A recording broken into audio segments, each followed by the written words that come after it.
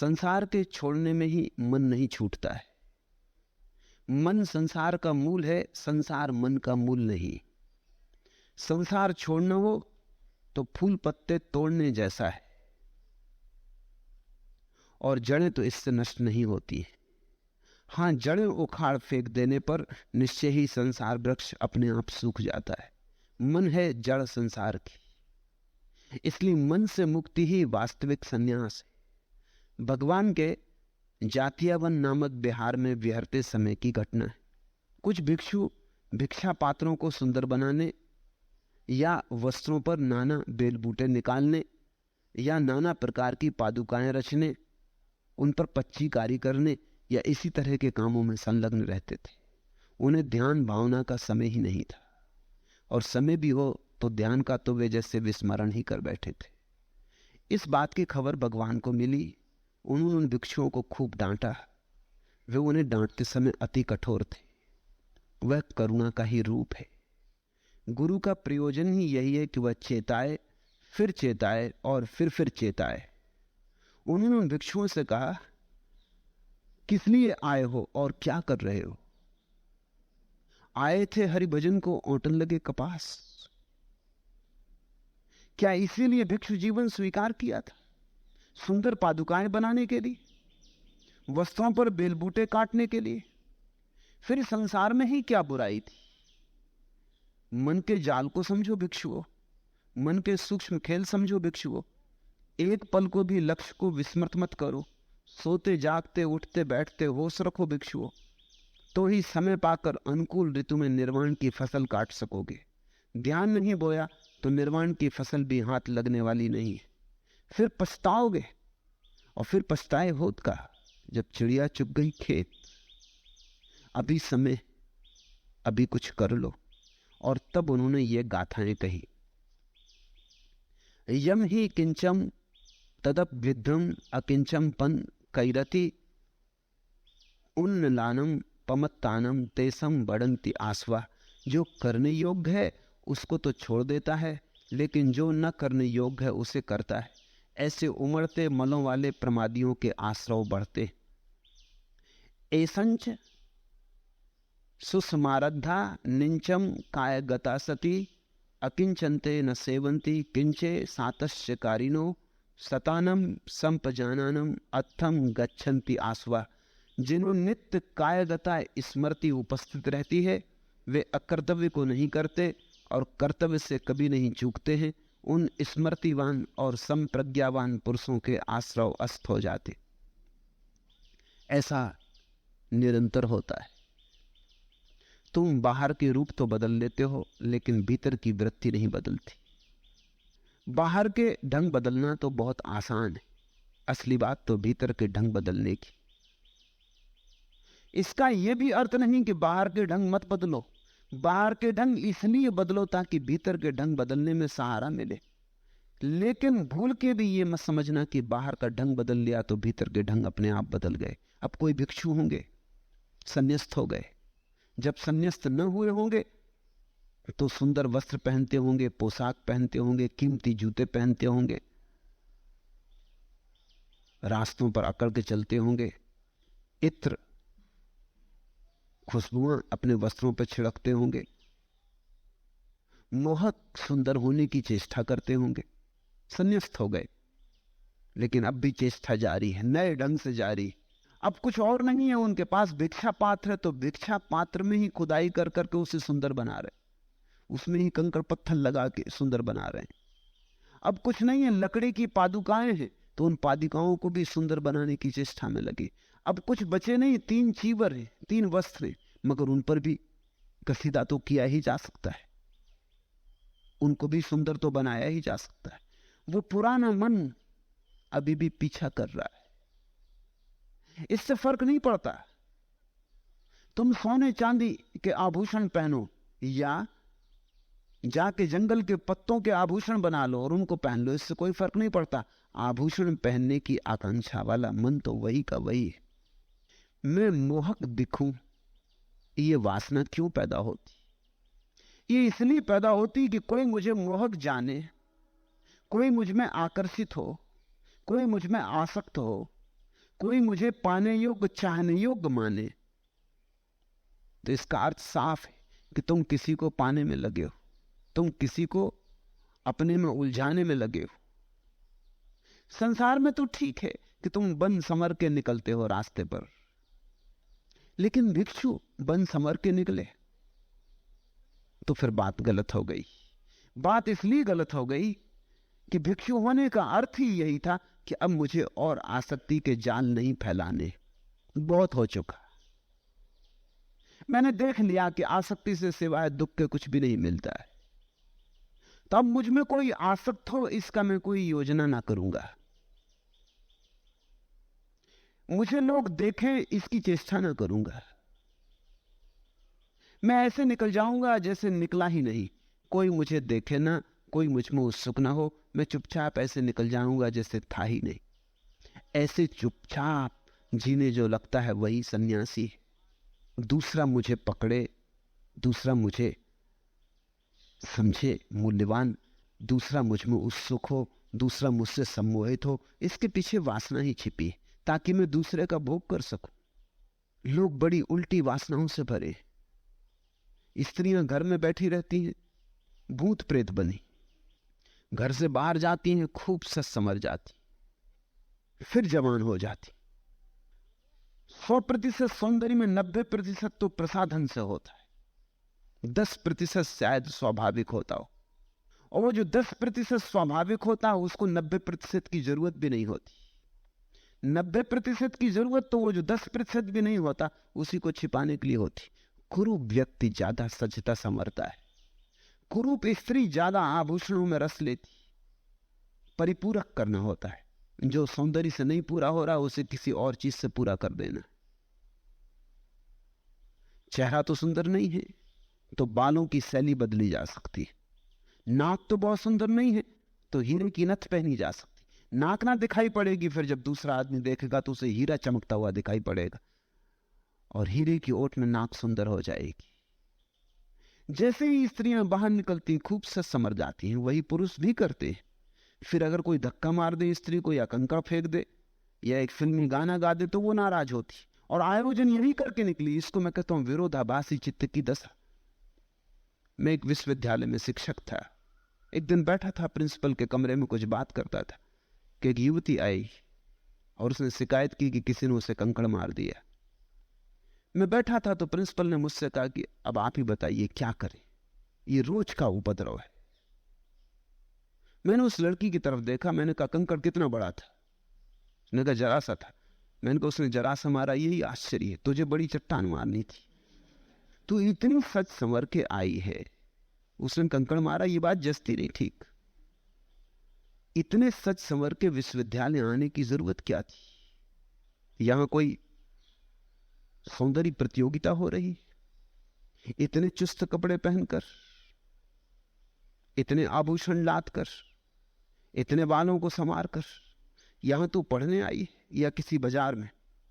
फिर मैंने उस युवती से पूछा कि मैं एक बात और पूछना चाहता हूं, तू किसी दिन इतना सच संवर के आए और कोई कंकड़ न मारे तो तेरे मन को दुख होगा कि सुख? पहले तो वो बहुत चौंकी मेरी बात से, फिर सोचने भी लगी। फिर उसने कहा कि शायद आप ठीक ही कहते, क्योंकि मैंने देखा विश्वविद्यालय में जिन लड़कियों के पीछे लोग कंकड़ पत्थर फेंकते हैं वे दुखी हैं, कम से कम दिखलाती हैं कि दुखी हैं, और जिनके पीछे कोई कंकड़ पत्थर नहीं फेंकता वो बहुत दुखी हैं, महा दुखी हैं कि कोई कंकड़ पत्थर फेंकना मिलते ही नहीं, कोई चिट्ठी पत्री भी नहीं लिखता। जिनको चिट्ठी पत्री लिखी जाती वो शिकायत कर रही हैं, और जिनको चिट्ठी पत्री नहीं लिखी जाती वो शिकायत कर रही। मन बड़ा विरोधाभासी है। लेकिन संसार में ठीक है, संसार विरोधाभास है।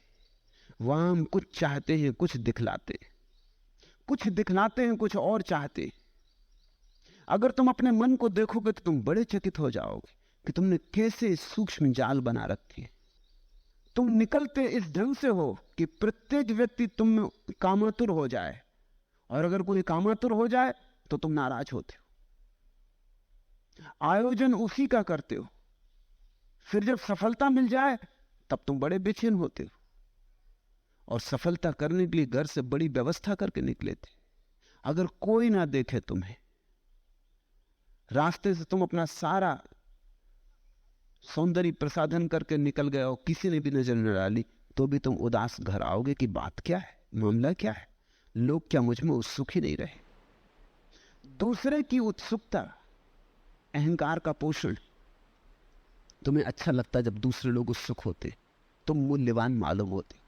जिनके भीतर कोई मूल्य नहीं है, वे इसी तरह मूल्य का अपने लिए धोखा पैदा करते हैं। दूसरे लोग उत्सुक हैं, जरूर मूल्यवान होना चाहिए। इतने लोगों ने मेरी तरफ आंख उठा कर देखा, जरूर मुझ में कुछ खूबी होनी चाहिए। तुम्हें खुद अपनी खूबी का कुछ पता नहीं है भी नहीं है खूबी। एक झूठा भरोसा इससे मिलता है कि अगर खूबी ना होती तो इतने लोग मुझ में उत्सुक क्यों होते, जरूर मैं सुंदर होना चाहिए, नहीं तो इतने लोग उत्सुक हैं। तुम्हें अपने सौंदर्य पर खुद तो कोई आस्था नहीं है, तुम दूसरों के मंतव्य इकट्ठे करते हो। मगर संसार में ठीक, संसार पागलों की दुनिया। बुद्ध ने संसारी को कुछ भी न कहा होता, लेकिन संन्यास्त हो जाने के बाद ये भिक्षु नाना प्रकार के आयोजन करते थे, पादुका संभालते, सजाते, वस्त्रों पर कसीदा निकालते। भिक्षा पात्र, आदमी का मन कैसा, भिक्षा पात्र का मतलब ये होता है कि अब मैं आखिरी जगह खड़ा हो गया, अब मुझे प्रथम खड़े होने की इच्छा ही नहीं। वो तो भिक्षा पात्र का प्रतीक है कि मैं अब अंतिम हो गया, भिक्षु हो गया, भिखारी हो गया। अब मुझे कोई सम्राट होने का आकर्षण नहीं है, अब मैं प्रथम नहीं होना चाहता, मैं प्रतियोगिता से हट गया। प्रतियोगिता त्याग की ही सूचना भिक्षा पात्र है कि मैं दीनहीन हो गया, अब मैं भीख मांग के ले लूंगा, 2 रोटी मिल जाए बस बहुत है। मगर वो भी भिक्षा पात्र को सजाता है, वो भी उस पर बड़ी कारीगरी करता है, उसमें भी झंझट चलती है। मैं तेरापंथी जैन मुनियों के एक सम्मेलन में सम्मिलित हुआ, तो वहां जिसके पास जितना सुंदर भिक्षा पात्र, जितना कारीगरी से बनाया भिक्षा पात्र, वो उतना बड़ा भिक्षु, वो उतना बड़ा मुनि। तेरापंथी बड़ी मेहनत करते हैं, उनका भिक्षा पात्र सुंदर होता है, चित्त लुभा जाए इतना सुंदर बनाते। अब भिक्षा पात्र, उसको इतना सुंदर बनाने का क्या प्रयोजन है? पर आदमी ऐसा है कि भीतर तो वही रहता है, वो जहां भी जाएगा वही अपने भीतर के लिए कुछ ना कुछ उपाय खोज लेगा, मन फिर नए जाल बुनने लगेगा। तो बुद्ध ने उन्हें बुलाया, उन्हें खूब डांटा। बुद्ध डांटते हो ऐसा सुन के हमें हैरानी होती, और न केवल डांटा, डांटते समय अति कठोर भी थे। यह कठोरता करुणा का ही रूप है। गुरु को कठोर होना ही पड़ेगा, बहुत बार उसे अति कठोर भी होना पड़ेगा, क्योंकि हमारी नींद इतनी गहरी है कि अगर वो न चिल्लाए तो शायद हम सुनेंगे भी नहीं, अगर वो न झकझोरे तो शायद हम जागेंगे भी नहीं। हमारे सपने मधुर हैं और हम सपनों में बड़ी डूबे हुए हैं। बुद्ध ने कहा, भिक्षुओं किस लिए आए हो और क्या कर रहे हो? तुम्हें ध्यान की फुर्सत ही नहीं है, समय भी नहीं है, तुम तो भूल ही गए कि ध्यान के लिए आए थे। सन्यास का मौलिक लक्ष्य ध्यान है। ध्यान से सन्यास निकलता है, सन्यास से और ध्यान निकलना चाहिए, फिर ध्यान से और सन्यास, फिर और सन्यास से और ध्यान। ध्यान और सन्यास एक दूसरे को बढ़ाते चले जाएं तो तुम्हारी गति होती। ध्यान और सन्यास 2 पंख हैं जिनसे परमात्मा तक पहुंचा जा सकता है, लेकिन ध्यान ही भूल गए तो सन्यास का कोई मूल्य नहीं। मन के जाल समझो भिक्षुओं, बुद्ध ने कहा, सोते जागते उठते बैठते होश रखो भिक्षुओं, नहीं तो पीछे पछताओगे। अभी समय, अभी कुछ कर लो। और तब उन्होंने ये सूत्र कहे, जो करने योग्य है उसको तो छोड़ देता है, लेकिन जो ना करने योग्य है उसे करता है। भिक्षा पात्र पर खुदाई कर रहे हो कि पादुका पर खुदाई कर रहे हो?